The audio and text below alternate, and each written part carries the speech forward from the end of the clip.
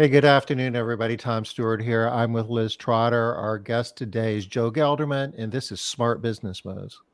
Woohoo! Yay. Hey, Joe. Yeah, see, there's a lag. He Yeah, a doesn't little hear bit. me. You know Hello. what it is? What? We have a hurricane going on, and Joe and I are working under adverse conditions. Are you Yeah. both? Are you both in the middle of that? Have that going on? It may be affecting it for real. Yeah, we're in the cone. We're in the cone of destruction. Oh, okay. But I heard it was. We are in the storm, but I don't think either one of us are at any immediate risk. I heard it was not severe, just very fast.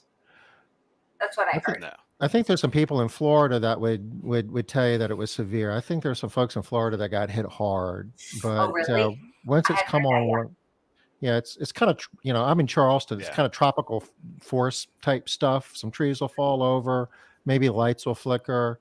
There's some flooding, but it always floods here, so nobody's evacuating or anything like that. Okay. I couldn't evacuate anyway because I had to do smart business moves. Well, of I'm at course, we risk would expect of you to be here. Go ahead, Joe. You're at risk. maybe losing power at some point and a lot of flooding, but that's about it. I'm just outside of Atlanta, so we're You getting a are. ton of rain. But we've been getting a ton of rain for the last month and a half, so a lot of trees are starting to fall because of all of that rain. You're in a really good position, Joe, because if you get sick of talking to us today, you could just power off and we'll be like, oh, poor Joe, he lost power. I can just say, hey, yep. Sorry. It was due to the Check out. hurricane. Sorry, I had to go. I've already set Lost the internet. stage. I've already set the stage for that. Okay, so y'all better stay put because I'm not staying here all by myself. I'm going to have severe sun stroke. That's going to be my excuse. All right, so let's get started with Might be Is a It Kids solo last 30 minutes for you, Liz. Oh, I've had worse. All right, let's try and just maybe 1 or 2 minutes. Um, Real quick, wanted to share with y'all. We are talking about hiring today, improving your odds. Joe is going to share some great stuff there. And for those of you that haven't heard about the Orion, he'll be sharing about that specifically toward the end of the show, and you're not going to want to miss that. All right, but for ISSA, some things specific to hiring are some discounts that you can get. And where are we? We are at, we'll use the same thing, momdogpeter.issa.com, although they don't like my explanations for this. I am going to drop the URL in chat so everybody can just click on it rather than. Try to decipher Mom Dog Peter. Yeah. All right, I get it. All right, so what are a couple of things on here? I know that they had, right there, we have some insurance type things that you can get discounts on for your people that can help you with hiring. Oh, that's much better. Thank you. So health insurance, dental and vision, life insurance. So if you're in a situation where your people are not coming to work for you because you don't offer insurance, check this out and see what kind of discounts might be available for you. Was there anything else specific on here? Maybe on additional benefits? Yeah. Virtual medicine, that's kind of interesting. The whole thing, I guess you just call and talk to a doctor and it's easy and it's cheap. Investments, I guess you could set up 401k plans or student loan abatement. Huh. I'm not sure. That would be different than a education tax-free savings account, I would guess. Do you know what that is, Joe? Curious. I do not know what that is. Okay. Additional benefits. Holy cow. Here's where. So I know you can get some discounts on background checks, some discounts on some HR stuff. I don't want to go into detail here, but if you are a member of ISSA, then please get on here and check out some of these valuable benefits that you may not be availing yourself of. And if you're not a member, also check out this site because there are a lot more benefits available than people even know about. All right. Thanks, Tom. Yes, important. Yeah. We really believe that being a member of the industry's only trade, nonprofit trade organization is important, and we like talking about it. Joe, how are you? It's been a while. I mean, we've met before. Wonderful. I've been introduced to you by your father, who's a gentleman that I have a lot of admiration and respect for. We've worked together for a long time. How is Bill? How's he doing? We have a He terrible lag with is Portugal. wonderful. He is living his best life as a retired person right now. Um, he has moved into a neighborhood with only 55 plus people in it. So he's playing bocce ball and going to concerts and going to casinos and going on cruises with all of these people and all of that. So he is extremely happy and doing really, really well. Oh, that sounds awesome. Yeah. You said 55 plus. I'm thinking that sounds like a small community. Oh, wait a minute. Sorry, Tom. Okay. Sorry, Tom. I think you might be showing your age right there, Tom. I could be a candidate. No doubt. All right. Well, I'm so happy to hear about Bill. He has always been one It's of been my great for industry him for sure. favorites. Yeah, it's awesome. All right. Well, what are we going to talk about today specifically? So I think just improving your odds with hiring, right?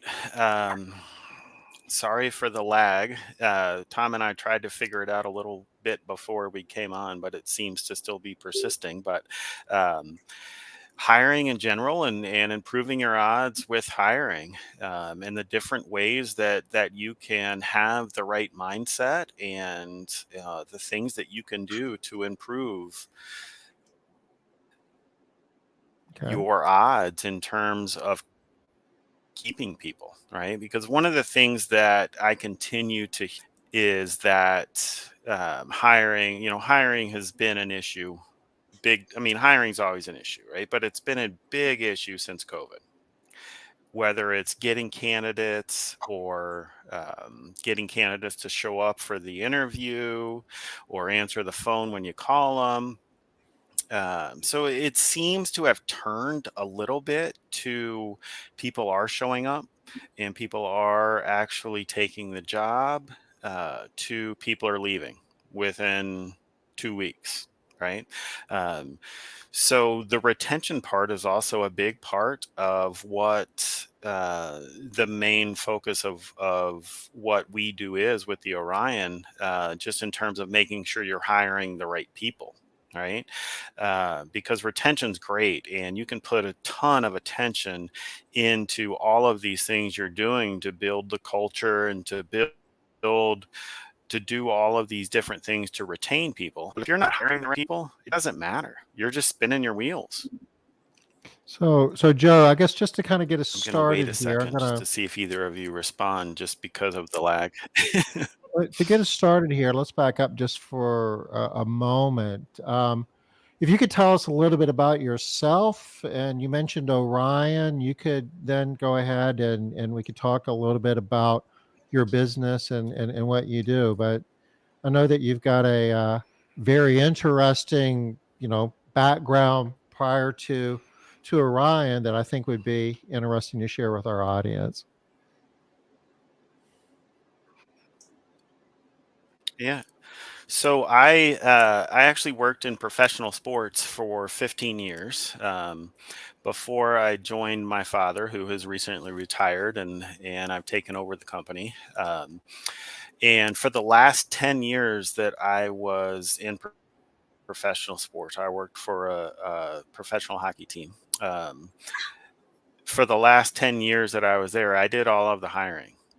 So I hired everybody from our ticket sellers to our accountant and CFO, everything you can think of, right? So I did So when all the of the hiring. goalie So when the I've goalie been gives up on the other side. So I'm so I'm not just talking about.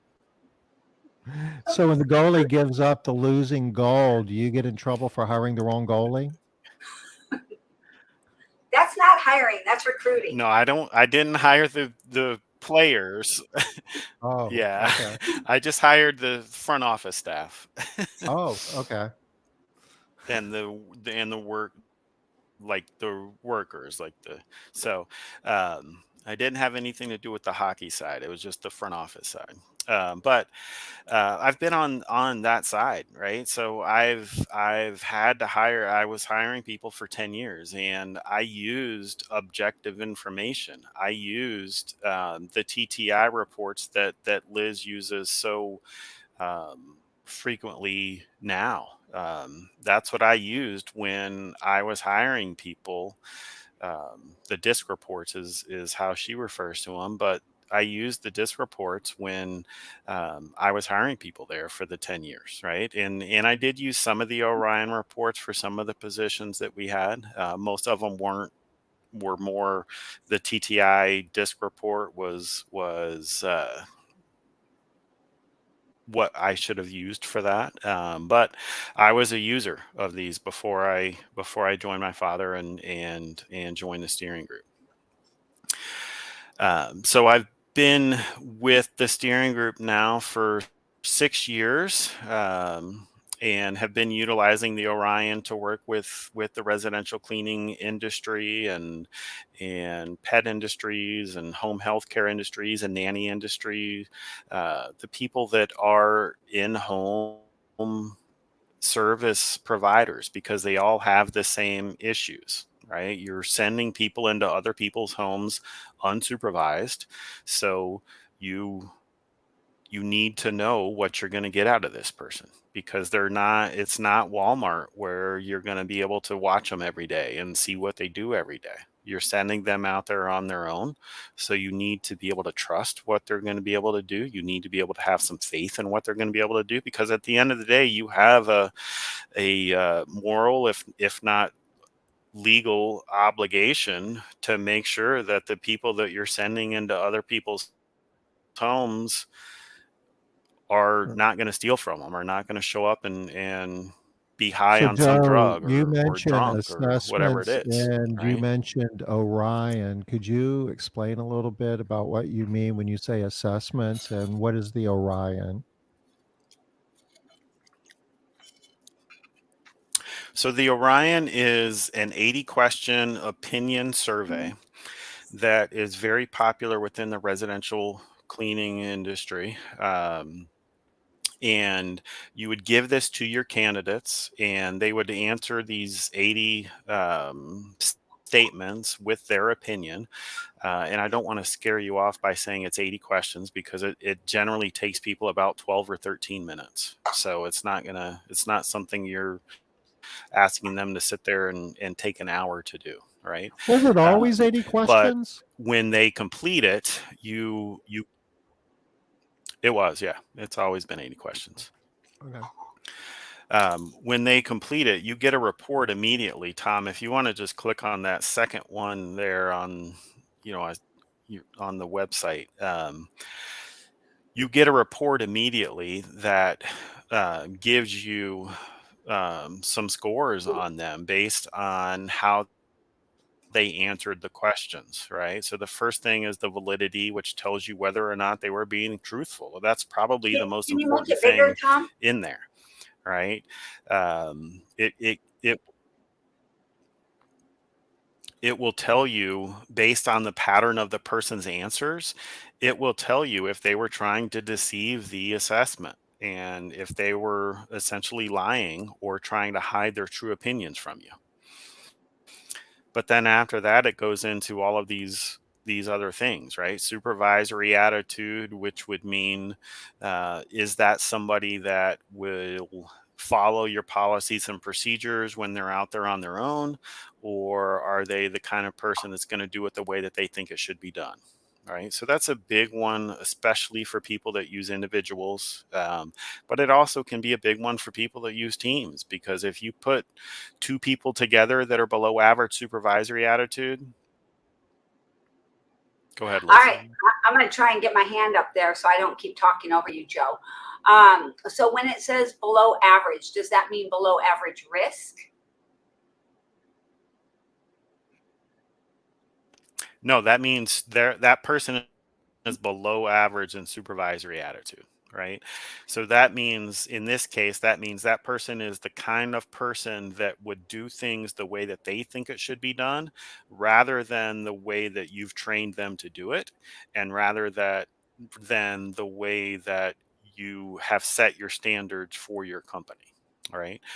So below average supervisory attitude is one of the things that we recommend that the users of this eliminate a candidate based on.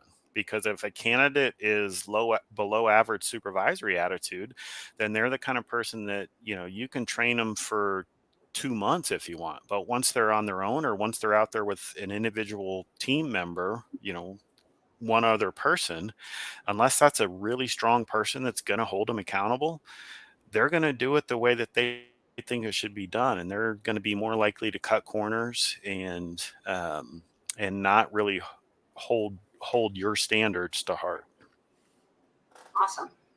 I can definitely see how this is going to be. I mean, it's obvious how valuable this would be to know in advance of hiring someone, right? All of these, though. But when I'm looking at all of these, Joe, I'm thinking to myself, which ones do I know? Soup, no. Work at no.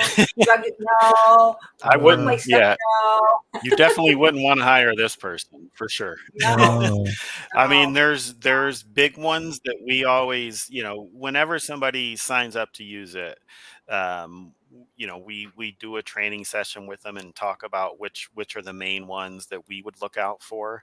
And supervisory attitude being below average there is definitely one of them, right? Yeah.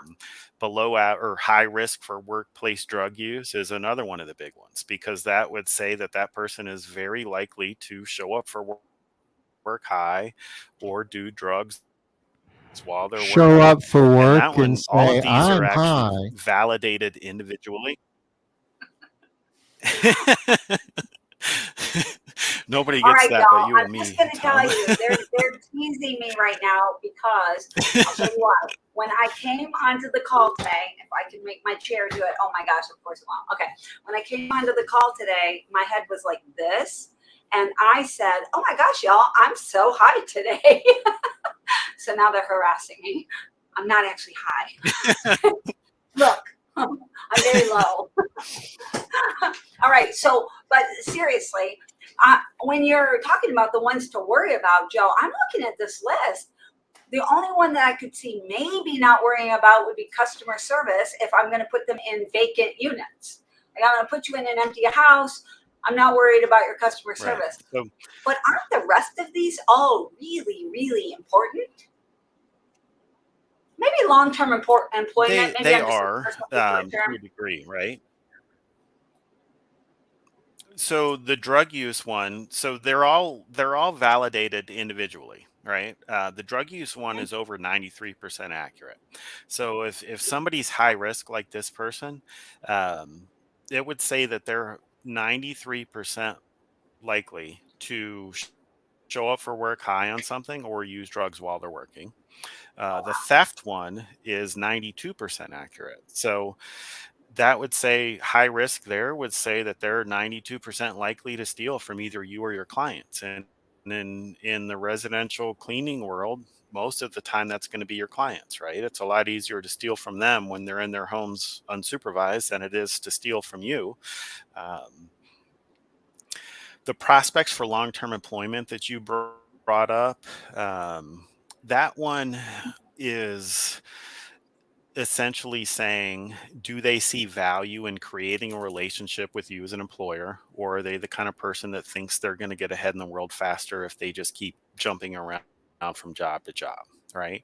Gotcha. That's not one that we usually tell people to eliminate based on if everything else was good. Yeah. But it is one that, and I think this is really important. It is one that I would say you need. It should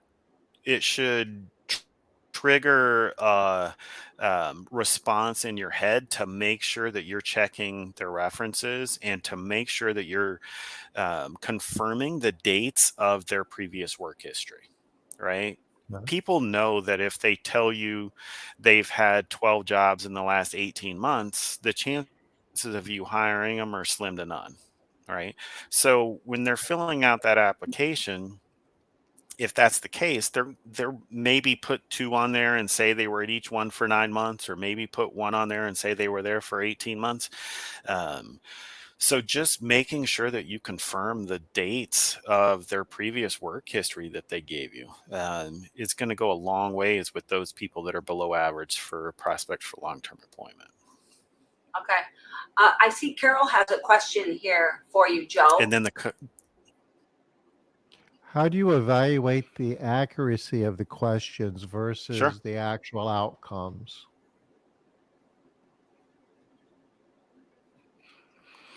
So that is way above my pay grade or expertise, right? So Orion is a company that's been around for about 25 years, and there's lawyers and statisticians and psychologists that are involved in creating the assessment and adapting the assessment when it needs to be adapted, and continuing to make sure it's legal, which may be the most important part, right?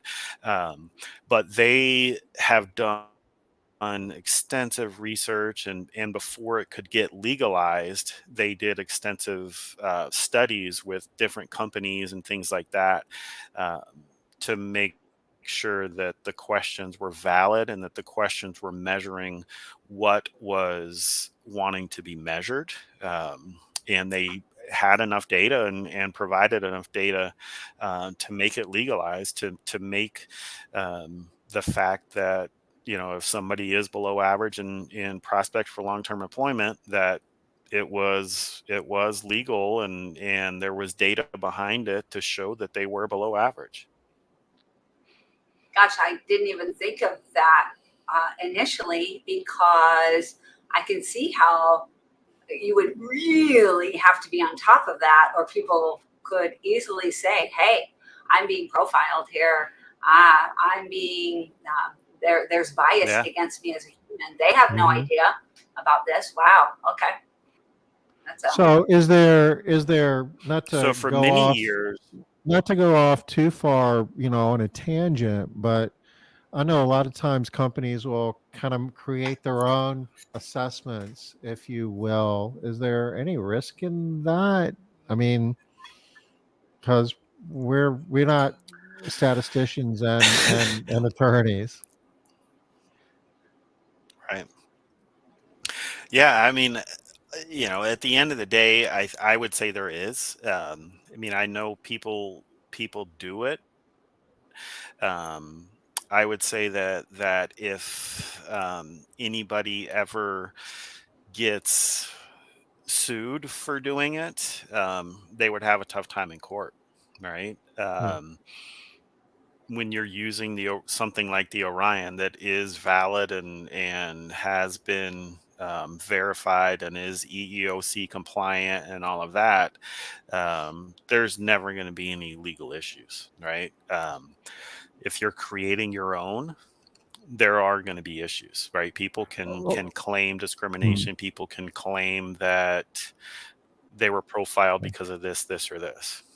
Or if you're using someone else's, I guess what I'm hearing is it would be a good idea to ask the question to, has this been validated? And I suspect, Joe, if we asked you to, and we're not, but there's some type of legal document that goes behind this that the Orion people can demonstrate that it's been Yeah. normalized and it's without bias.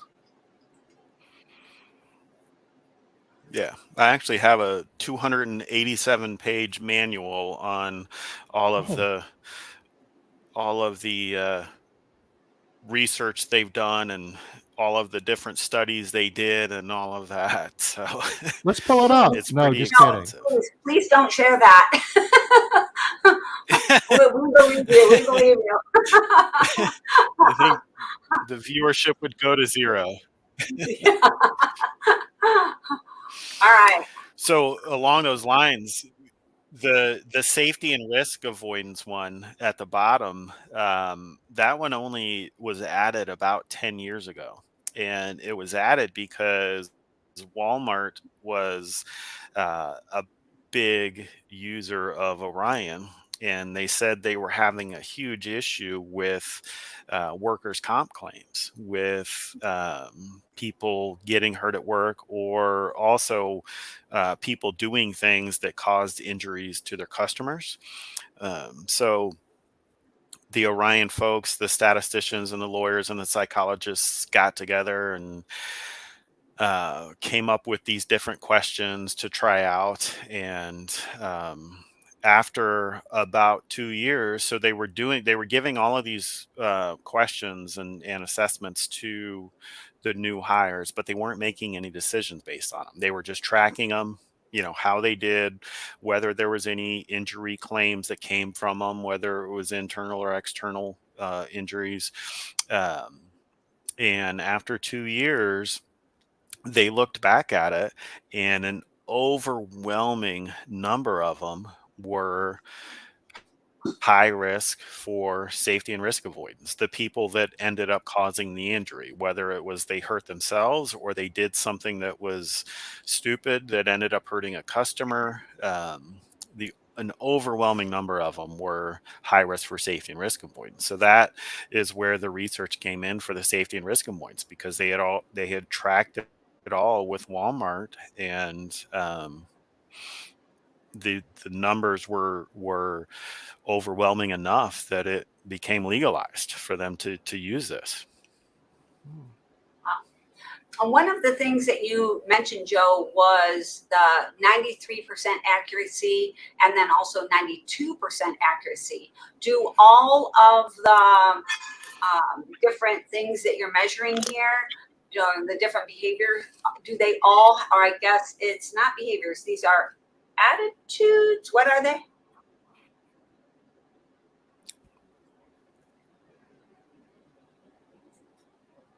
I have a long lag.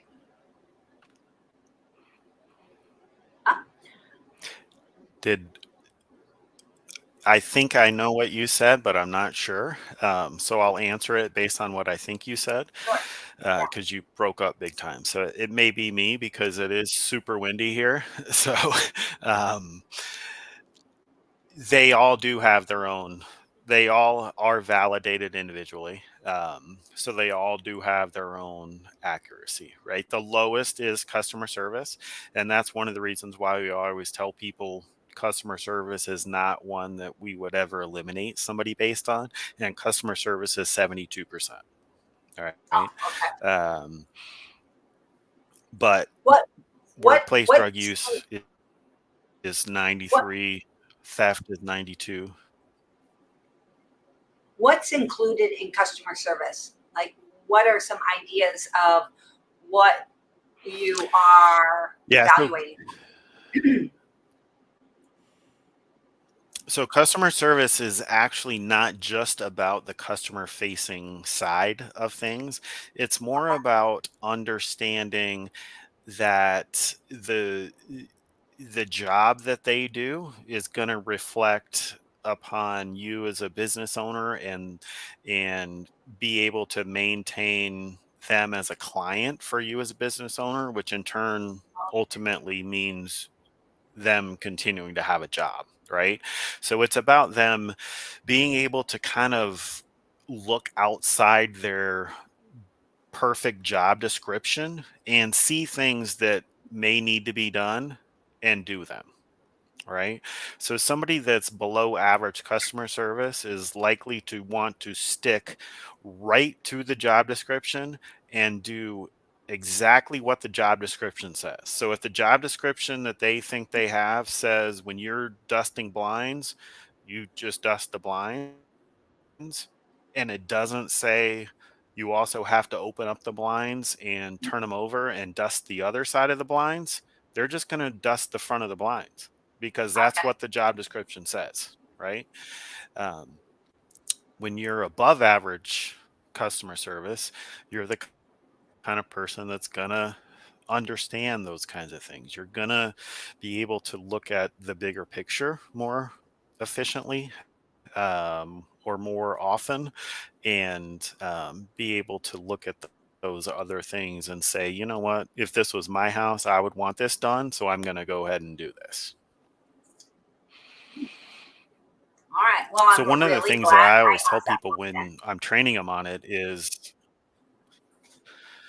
one of the things I always tell people when I'm training them on it is if you have somebody that's below average customer service, I certainly wouldn't eliminate them because there's a lot of factors that can go into that, right? Some of it can be their socioeconomic background.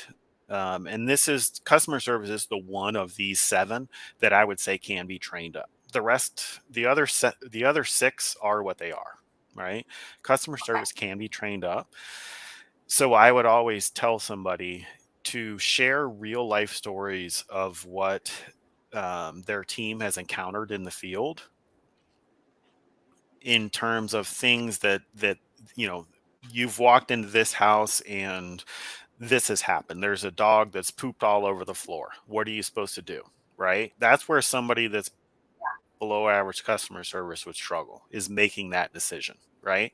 Um, so sharing real life examples of we had one team member that encountered this and this is what they did and it was great. We had one team member that did this and this is what they did and we wish they would have done the other thing. All right. So sharing real life examples with people that are below average customer service really goes a long way to helping them understand what you're trying to get um, out of their role and helping them kind of see the bigger picture and push forward with um, doing things the way that you want them to do it. This one is tricky though, because it is so very subjective. I can think of, off the top of my head right now, I can think of some business owners that, just using your blind example, right? Some business owners that would not want them to spin the blinds and do the other side. They would want them to follow precisely what was said. Hey, I just said to just dust the blinds. I didn't say anything about doing both sides, etc. And then I know there's another, in my world, a wider portion of the population that would prefer that they think bigger picture and how can they provide um, additional customer service. But I do know there's a chunk of business owners out there that don't want them doing anything outside of, not even a little bit outside of scope of work, because they're afraid that they're going to set up expectations for the client that other teams, other people can't meet. And So I that's a know real that thing, and that's a real that's thing because when another technician goes to the house and if they don't know that they're supposed to be doing stuff that's not part of the scope of work, they don't, and then what started out to be as an extra and a good deed winds up, turning into a disappointed customer because all they're getting is what they initially agreed to. oh no. Yeah. Yeah, that's a tricky one. I can see why that's Right. lowest, and Yeah. I I mean, also recognize why you are saying that you would not recommend eliminating someone for this reason. That makes perfect sense to me. yeah. And I think it comes down to the messaging, right? It comes down to making sure the expectations are clear. And again, what I said in terms of sharing stories, right? This person did this Yeah, and we wish they wouldn't have because it led to this. Maybe it was a good example and this person or in my mind, a good example. This person did open up the blinds and clean the other side but the owner didn't want them to. Um, and they tell the other person that that led to issues because the next cleaner, like Tom said, the next cleaner came in and didn't do that, and then we got complaints, right?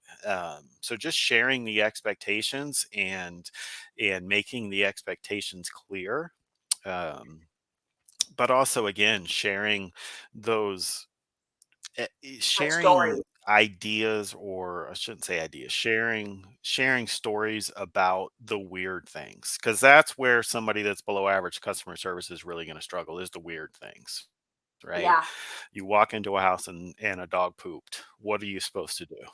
Because that's yeah. not in their job description. And some people are going to understand that when we give you the example about the dog pooping, that later when there's cat vomit, that's the same situation. And there are other people that won't understand that. And I think Right. that's what you're talking about here, right? Those people are going to get the low customer service rating because they just don't understand what that is. You said And I dog would poop. You think, never I mentioned a mean, thing about the cat vomit. yeah, I mean, That's a thing. Yeah. I would hope that I would hope that I would hope that anybody would be able to correlate the two. But Well, you would be I would, disappointed in my mind, sometimes. I would think that sharing a story about, in my mind, sharing a story about dog poop is the same as sharing a story about cat poop. But I do understand that it's not necessarily the same. No. And then you got to get into dog vomit and So cat maybe you poop. I need to mean, it share gets very two stories, complicated. right? I, You need to I share am two stories. I am 100% on board with your thinking about the stories, though, because I do agree, even though we're joking, I do agree that the vast majority of the time you can begin to set the bigger vision for what we're trying to get to with those stories versus just saying, clean the floor.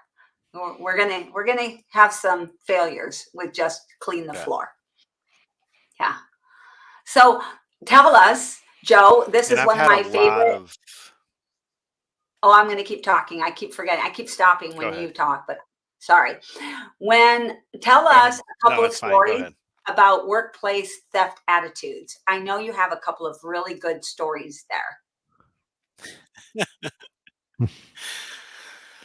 Um, yeah, I mean, so I think my favorite, actually, you probably haven't heard, because Oh, this is my story and not my dad's story, and you always heard my dad's stories.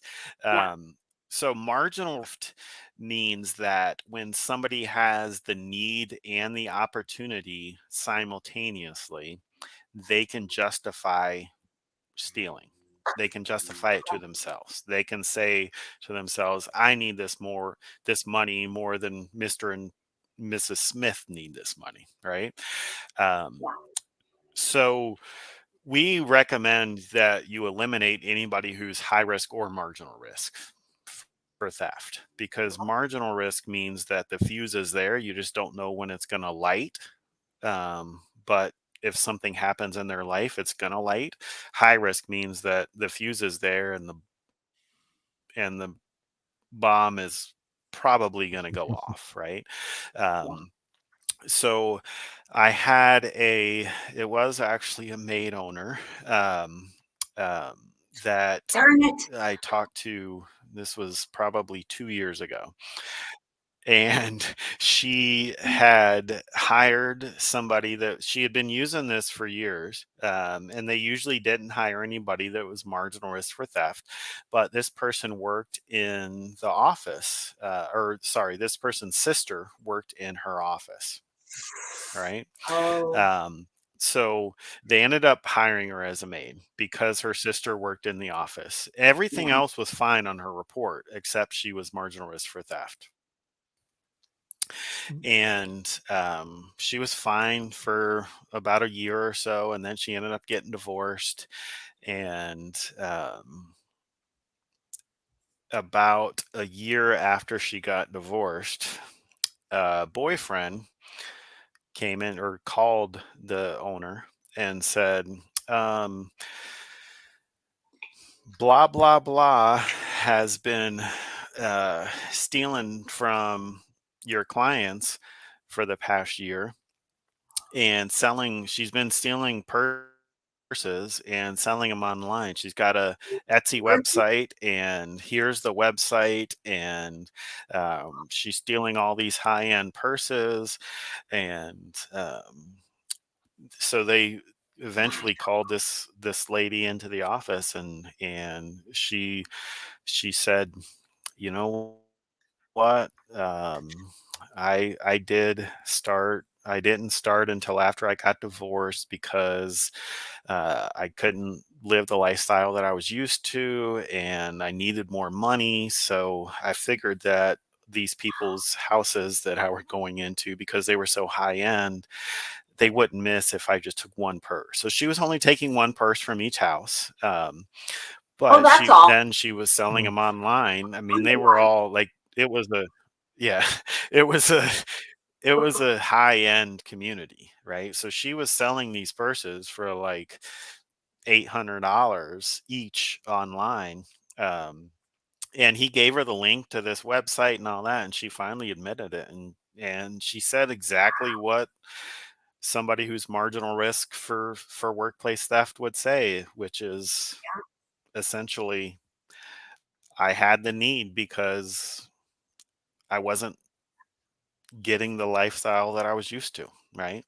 Wow. So that's the worry with the workplace theft thing, is you never know what's gonna light somebody's fire there, Yeah. right? It And she can be was something right. as simple as, I want my son to play. And It she can be was something right as simple as, I because want my she son to said play youth they were football and I not can't afford even, it right now. I hate talking over him. It's making me insane doing it. But I know he can't hear me unless I keep talking over him. I'm going to let you go back to your soccer thing in just a second, Joe. But it is crazy because she was right. She was stealing for over a year, stealing a purse here, a purse there, a purse here, a purse there, and nobody ever noticed. She got turned in by her own boyfriend, or I'm guessing Yeah, ex-boyfriend at that point, right? That's crazy. Tell us right. about the soccer thing. Yeah, they had broken up. That's why he turned her in. Yeah. Um, I don't even know what I was saying when you got into I that, but remember I could tell the story, but I'm going to have to talk over you again. You were talking about how whether it's something like a divorce or something along the lines of you just want to put your oh yeah, son yeah, in okay. elite soccer, right? You need extra money. Right. So with the marginal risk for theft, you don't know what their trigger is, right? You don't know if it's wanting to sign their son up for travel soccer, or wanting to sign their son up for football, or their daughter up for hockey, and they don't have the money, and they've been fined for a year or a year and a half, but all of a sudden they have this need, right? So now, once they have this real need, they're going to start looking at things differently. They're going to start looking at the money sitting on the counter that they never even looked at before differently. They're going to start looking at jewelry that they see differently. They're going to start looking at these designer purses that they see differently, and wonder if the client would really miss it, right? They're going to start seeing stuff in the home as an opportunity for themselves versus a normal person would not even make that connection at all. So you're going to notice here that we have a question. I think you Right. can read it, Joe. Can you see that question there? I'm not sure that it's entirely clear for Carol exactly how the Return assessments your work. Maybe you system. could give a You little bit would more not steal definition here. from your customers, but steal from the company. So, Carol, you would not be able to discern in, in the assessment which one that would be, right? The assessment would tell you that the person is likely, if they're high risk for theft, it's going to tell you that they're likely to steal. So that can be either from you or them. Um, so it can be supplies in what you mentioned in your question. It can be supplies, or it can be something from the customer or the client, and like the be a person. purse or money or whatever is in their home. Yeah. So this is actually really, I love that she's asking this question because this is part of how business owners, how we get ourselves kind of tripped up a little bit. We are trying to think of how we could figure it out, but that's where the Orion comes in because it's so far superior. So much testing has been done. So much data has been collected about how this stuff works that your systems are just superior. We can't even, it's not a thing that we can figure out. Can you talk a little bit, Joe, about, and I think this is still true, I'm not positive. I haven't spoken to you about this in a while, but in the past, you couldn't get an accurate rating if you were, for example, the business owner and you were trying to take this, or you couldn't get an accurate rating if you took it after you were hired. Is that still the way it works? It is, yeah. So it's designed, so the psychologists behind it, it's designed by them with the applicant's neutral mindset in mind. So it is definitely not valid for current employees, and it is not 100% not valid for owners. I tell people that all the time, and I'll always have owners that want to try it and do it on themselves. And I always tell them the first thing you're going to want to do if you do it is fire yourself. And every time it comes back terrible, right? And then they feel like it's It's not accurate because they 100% not know valid that's on an not true owner. for them. Yeah, Right. I like. But it's not valid on an owner because it's designed with an applicant's neutral mindset in mind, right? So you want them in that mindset of, are we going to get hired or are we not going to get hired? You don't want them thinking that this is the last step that they need to jump through when they do it. You want them still questioning things, right? So it's generally done before you have any meaningful conversation with them.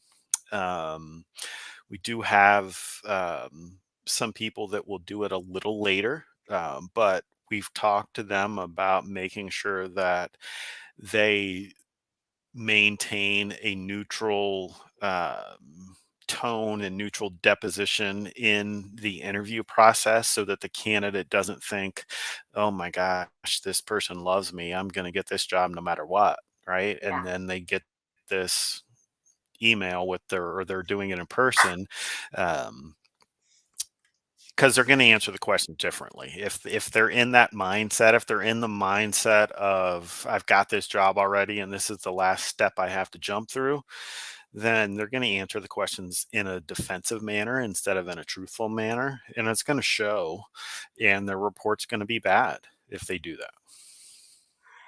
And when somebody's looking to get hired, this is really, I know this is obvious what I'm going to say, but it, it it also bears repeating that when somebody is looking to get a job and they're filling out one of these assessments, they're trying to get the right answer, right? What they think the right answer is. So it's everything is going to be based on an applicant trying to give you the right answer. And so we can't do that. We can't do that. It's like the mirror image thing. Are we seeing the real thing, the mirror image? We can't do that psychology ourselves. That has to be run through much smarter people than us that can play that game of what are they thinking at this specific time, what's their mindset, how does that compare to what they answered. It's a tricky little game. I could easily see why, as a business owner, I would give a completely different answer than I would as an applicant. And that's going to mess you Right. up. Mhm. And I think that's, that kind of speaks to that kind of speaks to the value of it too, right? Like just having that objective information. Because I think having, whether it's Orion or if you're hiring for an office staff person and using the DISC things that Liz does, having objective information of any sort is going to help you immensely in terms of making the right decisions, because anybody can be whoever they want when they're interviewing with you, like Liz said, right? Somebody can put on an act and be somebody that they're not when they're interviewing with you. So having objective information when you're going through that hiring process is going to help you immensely in terms of choosing the right people and making the right hiring decisions. And Joe, I know that we're saying this, that all of this would be in the context of a standardized, repeatable process. You know, the idea of hiring people just based on gut feel and talking to them isn't going to get you as good an answer or good a result as a standardized process, and objective assessments being part of that. Yeah. I mean, I think the biggest mistake that most people make is number one, not having the objective information, but number two is hiring because you're desperate, right? Um, I think you want to always kind of try to keep that pipeline full, at least keep that pipeline with some people in it, because you never know when the next person is going to come in and tell you that they're moving next week or that they're quitting tomorrow, Mhm. right? Um, so keeping that pipeline full, and keeping that pipeline full is going to keep you from making those desperate decisions, because I think the desperate decisions and the settling for people is the biggest mistake that people make. I think the number one thing people need to do is create standards, right? Create a standard, know what you're doing, have a plan and follow that plan, and then stick to that plan, and in that plan needs to be a standard of who you're going to hire. And don't settle. It's better to turn away two customers tomorrow because you don't have the workforce to do it than to hire somebody that you shouldn't have hired, which may end up alienating some of your staff, which may end up creating a lot of customers for you and your other staff, and which may end up creating bad reviews for you on Yelp and Google and everywhere else, right? It's extremely important to make sure that you have those standards and that you're sticking to those standards and that you're not settling. I think one of the biggest mistakes that most people make is settling just because they're desperate. So creating that pipeline and continuously recruiting, and making sure that you're not just hiring right now because you need somebody, and you're always continuing to, hiring is a process and not an event, is what I like to say, right? I like that. So making sure that you're not just hiring right now because you need somebody Yes. At the very least, you always want to be helps you stop recruiting. from making those desperate decisions, because making those desperate decisions Yeah, we is when make you the settle. distinction Yeah. that we always want to be recruiting, even if you don't need to hire somebody at the moment. You want to have qualified candidates in the pipeline. So when you do need to make a hire, you're not scrambling and making, picking between bad choices.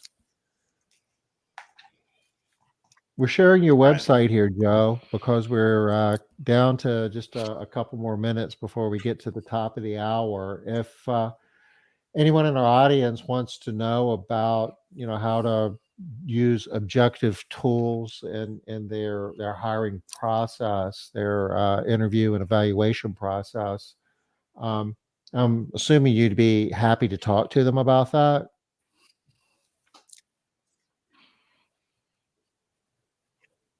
Absolutely. Tom, can you click on the Orion Systems tab there? This one? I saw the one down at the bottom, but that one will work as well. This this is a great place for, I think, for people to be able to go, put your information in there, find out a little bit more about it. Is there any I is there I hate asking this question, but I'm going to ask it anyway. Is there any place on here where they can find out about price, Joe, or is this the best place for them to go? Contact somebody and then they can find out more about how the pricing works. There's probably not, but I will tell you that, I mean, I can tell you now that it's $14.75 per report that you run. Um, you're only charged when somebody completes a report. So there's multiple ways to administer it. You can do it in person. So obviously, if somebody comes in person and does it, then you're getting charged. But you also can send a link to people, to your candidate, so you're not wasting your time with people that wouldn't have shown up anyway, because a lot of times they won't complete the Orion. Yeah. So if you send it to them and they don't do it, or they go in and answer 60 of the questions and don't answer the last 20, you're not charged. You're only charged when somebody uh, completes all 80 of them, if you send it to them. But it's $14.75 per report. There is an initiation or a fee to build your account, which is $184.95. And that's a one-time fee. You'd never have to pay that again. After that, it's just $14.75 per report. Okay. Excellent. All right. So for everybody who's hearing that number and is thinking, oh my gosh, but for every single applicant, I want to remind you how much money you're going to save because of that $14.75. Now, don't forget those numbers, the success rate of those things. You know, I know we have some stuff that's over 90% accurate. Those are crazy odds, y'all. Right? Yeah. So And, this is like doubly true in And I 2023. If we were having this discussion, 10 years ago when minimum wage was what, $5.15 an hour, you say, well, $14 is a lot of money. But if you think about what it costs to hire and onboard and train someone in today's salary dollars, I would spend a ton of money on objective assessments to help me make better hires, because that's nothing compared to what it's costing you when you make a bad hire. yeah. Well, we have 1 minute, Joe. You have any I last read words? so I read a article recently that was from the Harvard Business Review, and it said 80% of turnover can be contributed to bad hires. Oh, wow. So I'll That's not also even give you shocking. one of my favorite books is Good to Great by Jim Collins. Mm-hmm. What'd Two you say, thumbs up. Liz? I said, and really, that's not all that shocking. Initially, when you said it about the 80%, I was like, Yeah. dang. And then when I thought about for half a second, I was like, yeah, that sounds Yeah. about right. Joe, thank you So for joining us. Oh, go ahead. Last thought, please. I was just going to say one of my favorite books is Good to Great by Jim Collins, and one of his quotes in there is the most important decisions business people can make, are who decisions and not what decisions. Right? So a lot of Okay. people, like, retention is a big issue nowadays, right? But Yeah. retention is a huge issue right now. But if Harvard is saying that 80% of retention is based on who you hire and not, or who you hire, then if you're spending more than 20% of your time trying to build the culture and trying to do all these other things, then you're missing the boat. Because, I mean, you should be spending a lot of time doing that, but if you're not making sure that you hire the right people, then you're just going to keep spinning your wheels. You have to hire the right people to make sure that all the things that you're doing to try to build a culture and to try to make sure that people are respected and to try to make sure that people are feeling valued and giving them all the tools to feel that they're measured and all of that, which are the things you need to be doing. But if you don't have the right people, that doesn't matter. If you have a bad apple, it doesn't matter how much time you spend trying to build them up and how good your culture is, because they're a bad apple at the end of the day. You're going to have somebody you really like who steals from you. Woohoo! So, Joe, I'm going to go Right. ahead and drop the link to your website in chat again. So, anyone who would like to have more information about Orion or other services you offer, they can reach out. And thank you for joining us today. Please tell Bill, your dad, we said hello. We Yeah, love your dad. We So, do. I will. Yeah. Thank you for having we, me. All right. Be safe out there, everybody. Tom, Joe, both of y'all are like hurricane dwellers. So enjoy the rest of the day, everybody. Talk soon. we'll see you next Wednesday, 5 o'clock Eastern. Bye bye.